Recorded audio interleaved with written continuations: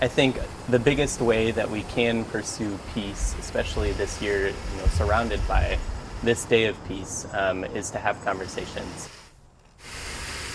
It's a day that we take a breath and we really embody what peace is as a virtue. I'm Jacob Knapp. I'm a horticulturist at Frederik Meijer Gardens in the Richard and Helen DeVos Japanese Garden. So this is a project for Gardens for Peace, a collaboration with NAJGA. We've taken a few designs from the artist Toshiko Tanaka. These are designs that are used to symbolize peace. I'm Ethan Cote, and I work in the Richard and Helen DeVos Japanese Garden here at the Frederik Meijer Gardens and Sculpture Park.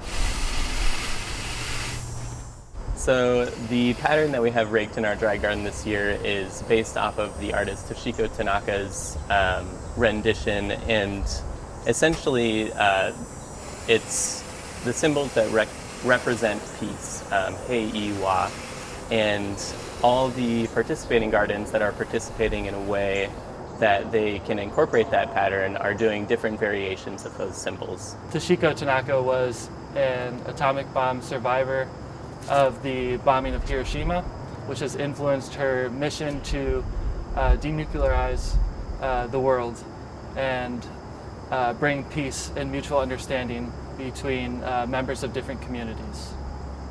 A huge part of our vision and mission here at Meijer Gardens is to focus on education. We will be having a drop-in class where people can come in and talk to docents and volunteers about the specific designs that we have raked in our dry garden.